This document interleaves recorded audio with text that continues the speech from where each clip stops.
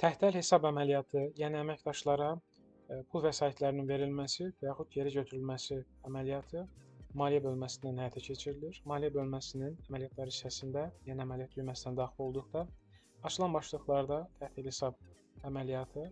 Burada ilk öncə hansı əməkdaşa pul veriləcək və yaxud hansı əməkdaşdan pul alınacaq seçim ediləcək. Ümumiyyətlə, əməkdaşlara ödənişlərin edilməsi müxtəlif məqsədlərlə həyata keçirilə bilər. Şirkət hansısa bir əməkdaşa öz vəsait hesabına borc verə bilər, sonra geri qaytaracaq və yaxud hansısa bir əməkdaşa şirkətin işlərinin təşkil olunması ya da hansısa xərclərin qarşılanması, bu istehsalatla bağlı, satışla bağlı, digər məsələlər, ofislə bağlı xərclərin qarşılanması üçün öncədən müəyyən miqdarda büdcə ayırıb əməkdaşa həvalə etmiş ola bilər. Bu tipli əməliyyatların icrası üçün istifadə olunur. Əməkdaşın adını seçdikdən sonra balans bölməsində daha öncədən əməkdaşda balans qalmışsa göstərəcək. Əməliyyatın növünü təyin edəcək. Əgər əməkdaşa şirkətin hesabından pul təqdim olunacaqsa, veriləcəksə, məxaric əməliyyatı seçəcək, əməkdaşlara pulların verilməsi. Əgər verilmiş pulların artıq qalan olarsa, geri götürmək istəsə, mədaxil əməliyyatı ilə əməkdaşdan ödənişi geri alacaq.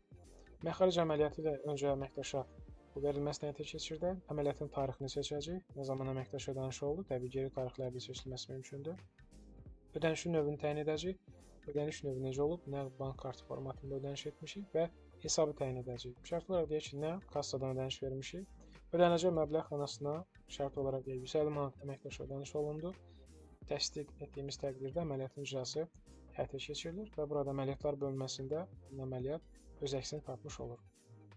Daha sonra əgər əməkdaşda qalmış ödənişi geri götürmək istəsək, yenə də eyni əməliyyat, artıq balans formalaşıb. 150 manatın şərt olaraq deyək ki, 50 manatını geri götürəcəksə, bu səfər mədaxil və eyni seçimləri edib məbləğ yazıb təsdiqləyəcək. Verdiyimiz ödənişin bir hissəsini və yaxud tamamını geri almış olacaq. Eyni zamanda təhdil hesabına verilmiş ödənişlərin müxtəlif istiqamətlərdə istifadəsini həyata keçirə bilərik. Şərt olaraq əməkdaşa verilmiş ödənişdən əməkdaş müxtəlif istiqamətlərdə xərc əməliyyatları icra edibsə, xərclər bölməsinə keçid edəcək.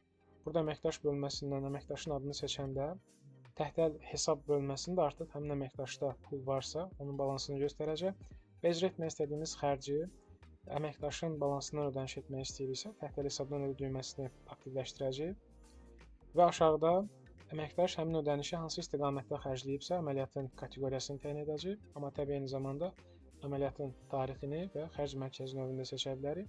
Xərc mərkəzi növü dedikdə icra olunmuş xərcin şirkətdə hansı hesabatda görünməsini istəyirik. Baş ofis seçildiyi təqdirdə bu şirkətin ümumi xərci mənasına gələcək. Müqavilə seçildiyi təqdirdə xərc hansısa bir layihə üzrə icra olunub mənasına gələcək. Yəni, müqavilə seçdiyimiz təqdirdə burada icra etdiyimiz layihələrin adları, sənədləri görünəcək. İstehsalat seçdiyimiz təqdirdə, əgər istehsalat şirkəti isə və istehsalat sənədləri formalaşdırırıqsa, istehsalat sənədləri çıxacaq və o sənədlərə, yəni istehsal olunmuş məhsulların mayə dəyərinə yönləndirə bilirik. Eyni zamanda qaiməyə yönləndirə bilirik. Hansısa bir satış həyata keçirmişik, onun çatdırılmasını da biz etmişik və bu çatdırılma zamanı təhdil hesabdan şərti olaraq daşınmaya, kuryerə, taksiyə miqdar pul xərclənibsə, hansısa bir spesifik qaiməyə də yönləndirmək olar. Biz şərt olaraq baş ofis, yəni şirkətin özünün ümumi xərcidir kimi qeyd edəcək. Əməliyyat kateqoriyası təyin edəcək. Ödəniş nəyə edilib? Buradan əməliyyatın kateqoriyası seçiləcək. Şərt olaraq deyil, nəqliyyat xərci olub və misal üçün deyək ki, yük daşıma xərci olub, 15 manat ödəniş olub.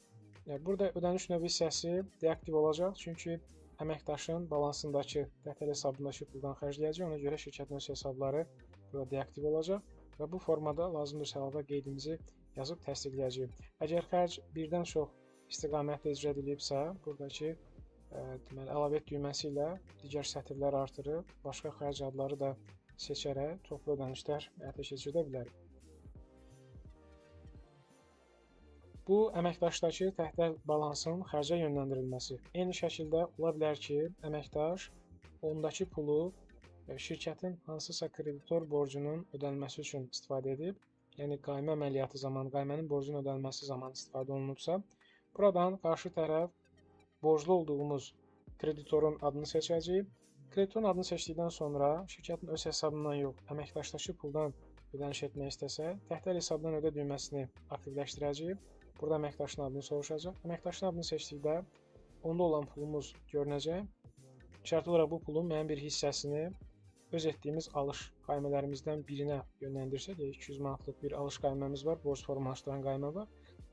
Əməkdaşdakı pulun şərt olaraq 100 manatını bu qaymənin ödənişi üçün sərf etmək istəyirik. 100 yazacağıq və yenə də şirkətin öz hesabları deaktiv olacaq, çünki əməkdaşın balansından ödəniş edirik. Bu formada təsdiqləyəcəyik.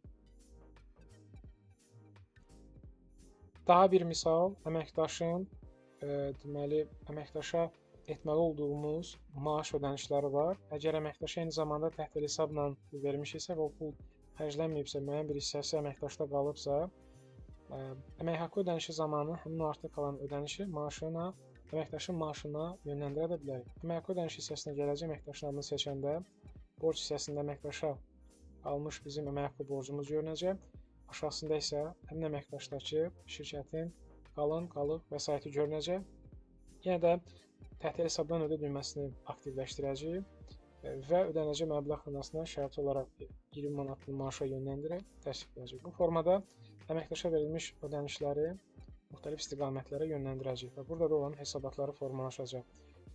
Daha sonra icra etdiyimiz əməliyyatların ümumi hesabatlarına baxmaq üçün hesabatlar bölməsinə keçid edəcəyik, maliyyə bölməsinin içində və buradakı yuxarıdakı başlıqlarda təhtəl hesab hesabatında əməkdaşla bağlı apardığımız bütün təhtəl hesab əməliyyatlarının yekun hesabatı burada görünəcək. Toplamda 150 manatlıq əməkdaş ödəniş olunub. Bu 150 manatlığın 145 manatı müxtəlif istiqamətlərdə xərclənib və geri əməkdaşda sadəcə 5 manat ödəniş qalıb. Son ödəniş 20 manat olub bu tarixdə. Ətraflı baxış düyməsinə daxil olduqda isə icra etdiyimiz o bütün ardıcılığı sistem bizə göstərəcək. Qeyd olunmuş bu əməkdaşa təhtəl hesabla əməkdaşlara pulların verilməsi əməliyyatı ilə ofis kassasından 150 manat pul məxaric olunmuşdu, yəni verilmişdi. Daha sonra bu pul danışıq kartı xərclərinə 10 manat, daşınma xərclərinə 15 manat, burada göstərilən alış əməliyyatının borcun ödənilməsinə 100 manat və daha sonra əmək haqqı ödənişinə də 20 manat sərf olunub. Beləliklə əməkdaşda yekunda 5 manat balans qalıb. Bu formada təhtəl hesabın detallı hesabatını formalaşdıracaq.